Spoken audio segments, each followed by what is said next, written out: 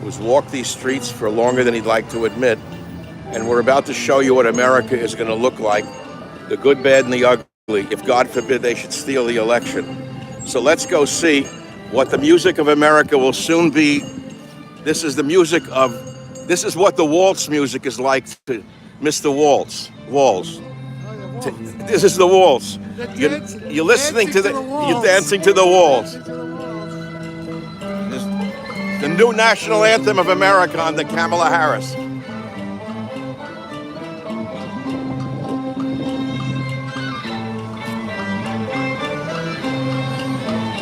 Hello, Jack. Hello, Romero. Jack, yeah, give him $1. You want me to get you? No, I want to give them some more money. Is this thing running? You want me to hold it? You hold it on them. Just hold it on the band.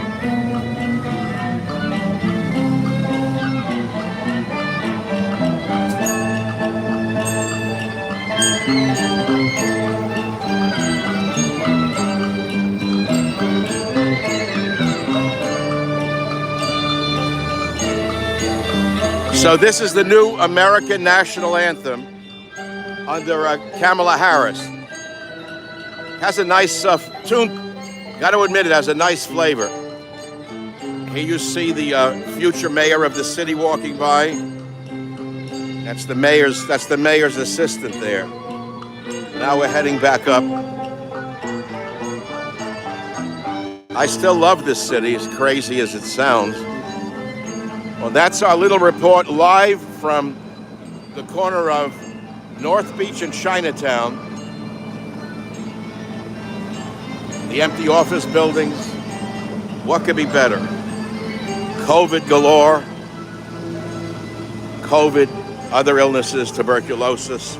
What more could a man ask for in a single lifetime? There's a nice restaurant that used to be in business.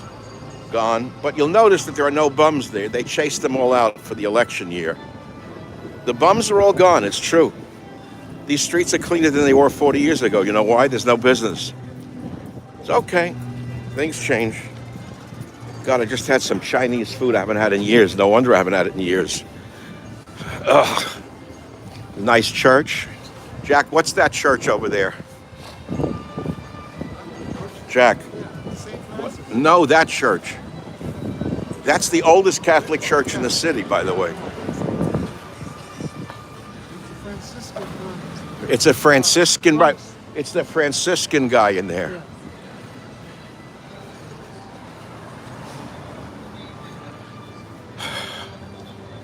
Hello. See a nice restaurant, folks. That's why I still love this city. No bums, really. No bums, really. Like and share, they say.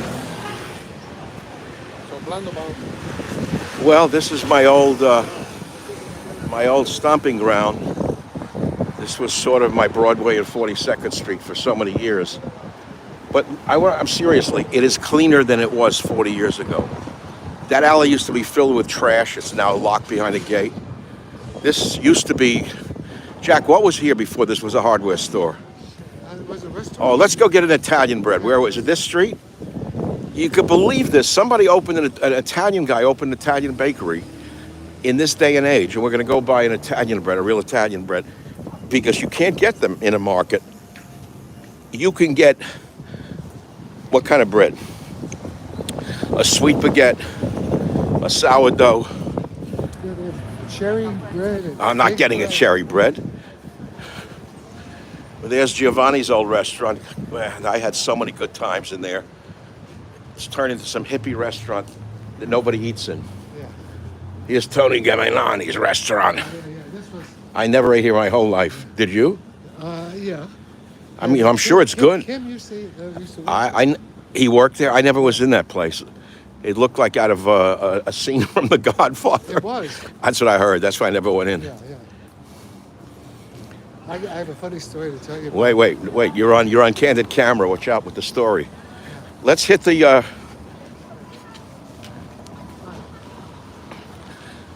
Jack, where's that deli?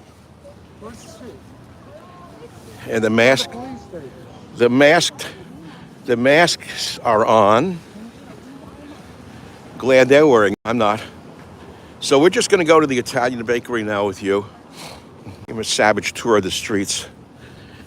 Nice open vegetable bins, very good for your health.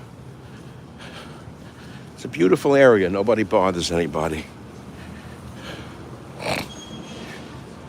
I don't see the bakery. Oh, the Toscano Brothers by Tony Geminani. Geminani.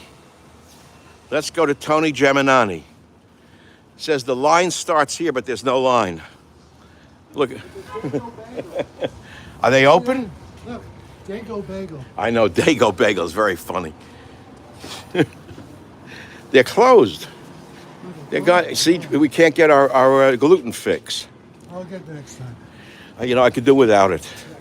They're open at 1:40. Oh, Yeah, they got the sign up there. all right. Well, he needs a break. Everybody needs a break. All right, listen, Michael, thank you. I'm going to walk back. You are? Yeah. You can go up to the university. All right, Jack, thanks for coming out. Say goodbye to my audience.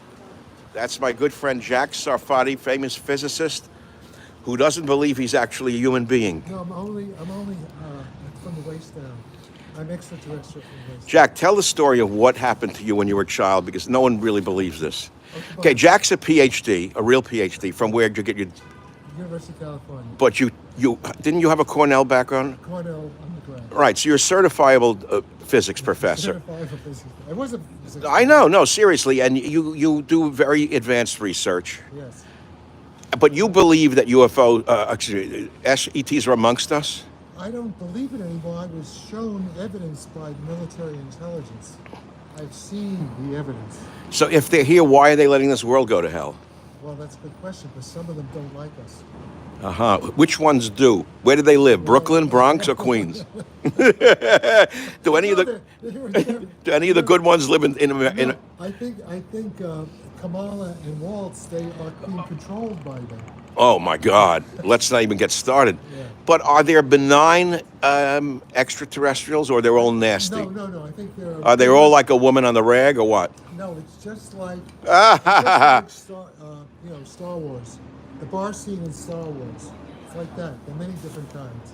I know of at least 3 kinds. I've seen evidence of 3 kinds. I was given evidence by the military. Yeah, but tell me about the phone call. Then I'm going to turn the phone off. Okay, well, they all know. It's Ramiro, all, you want to get the car? Yeah, right.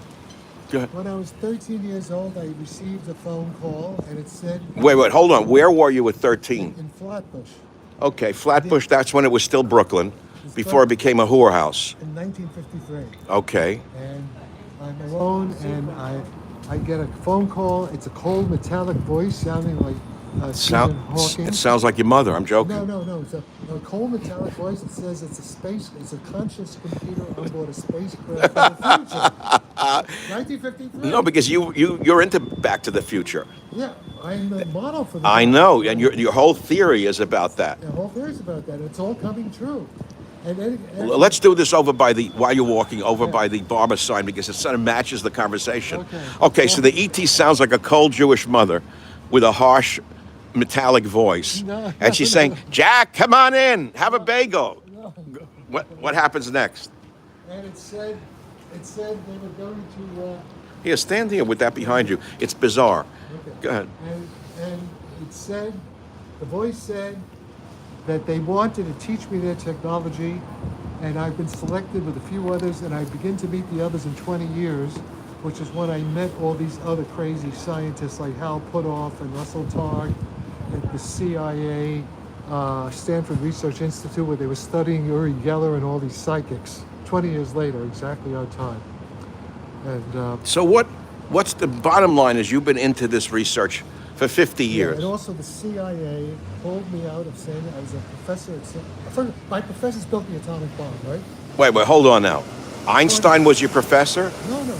Oppenheimer, Hans Bethe was my... So after they built the bomb, yes, they went to teach at Cornell, Yeah, and you were one of their advanced students. People should know it's on the level. Yeah, no, it's true.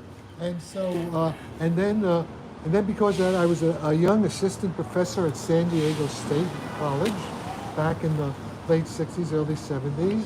And that was a Navy town. We were doing work for the Navy. and it was basically pulled out of academia by agents of the Central Intelligence Agency and Defense Department. They said, Jack, we want you to work on two problems. This is true. How does consciousness work? And how do flying saucers fly? And you can read about this in the book, how the hippies... See, that's them. They're trying to interrupt. I'm guarantee you that's a UFO. Okay, no problem. See, he's an ET, this guy. He's an ET. Look, Jack, he's an ET. And the ETs just did that. The ETs did that. Go ahead, say it. The ETs doing that. Well, tell them to fucking fuck off. What? Well, is that the end of this? I can't listen to this shit. Okay, God. Go back to Pluto, Schmendrick. She don't know how to fucking control it. She doesn't know how to turn her fucking horn off. Oh, it's that asshole, right? Who is that? She doesn't know how to control her car. Yeah. Oh, is she through with the beeping? So, Jack, finish the story for my fascinating... So basically, you can read about this in the best-selling book, How the Hippie Saved Physics, by David Kaiser, professor at MIT. Wrote about all this stuff with the UFOs. And everything that's happening now with the Louis Elizondo book, Imminence, #1 Times bestseller. What's your #1 book that we should look up? Or what we can read about? Jack Sarfatti. Liberalism is a mental disorder. Well, That's the book. that's the book he likes the best. Jack, it's always a pleasure, my oldest friend. And we're the two last standing in the whole world. We're holding up, you and I are holding up the world, Jack? That's right. All right, take care, Jack. Hey, by the way, do ETs like Italian bread? Get yourself, they're open. I'm going to skip the gluten tonight. Well, that's the street scene for now. We're going to go back past the police station and get the car. And I'll interview Jack maybe at a more detailed interview with Jack in the future. I've known him since I came here in 1974. Off and on, know each other for years. Great guy, very funny, keen sense of humor. And I don't know how much I believe of his ET stuff, truthfully. But hey, to each his own. And that's it for today, folks. I'm going to turn us off now. Thanks for listening. Click like button. Bye.